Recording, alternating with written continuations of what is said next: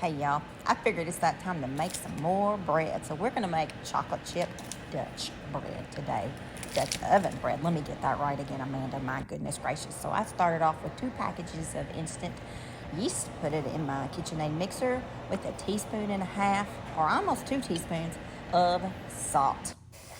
Then I put in 1.5 cups of warm water, just straight out of the faucet. And I just did a little mix, just like that. Just let it get it really good incorporated. And then I took my rubber spatula and I just rubbed down the sides of the bowl and mixed it up just a little bit more. Then comes the best part, y'all. The best part. You ready for this? We're gonna add some honey.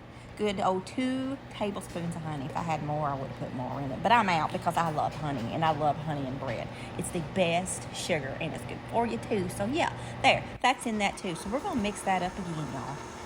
Isn't it pretty?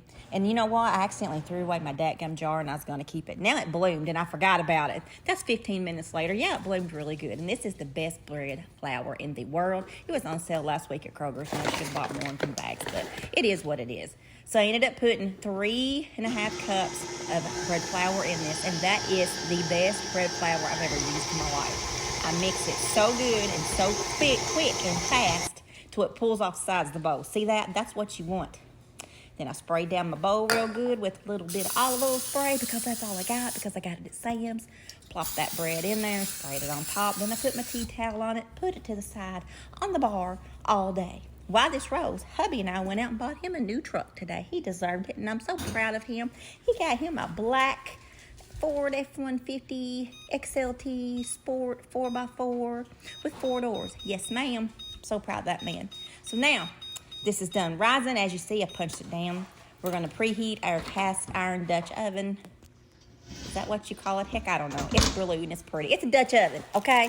We're going to preheat that in a 425-degree oven. Let it sit in there and warm up while the oven's warming up. Then I'm putting a cup of chocolate chips in here and mixing it up really good, and I kneaded it. And now, looky here. My oven's ready, so I'm just going to do a little cute design on it. I need one of them little tools, them fancy sourdough tools, but I'm too cheap to buy any, so I just use a regular old knife. And you know what? This girl did good. It turned out pretty. I can't wait for y'all to see this. It's so daggone pretty. You're going to be like, Amanda, you're talented. You're so good. So yeah, here we go. Putting some wax paper down in. Actually, it's parchment paper, not wax paper. I need to get that right too, don't I? Plop my bread down in it, put the lid on it, put it in the oven on 425. That's preheated with that Dutch iron for 30 minutes. So once that 30 minutes was up, guess what? We took off the lid. Look, isn't she a beaut?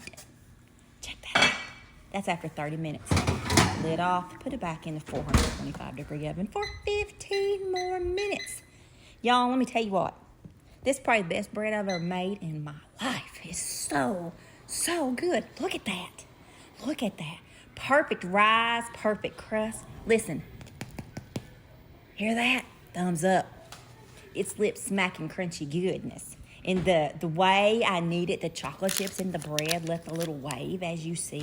It's beautiful. Go try it. Took me all day, but it was easy.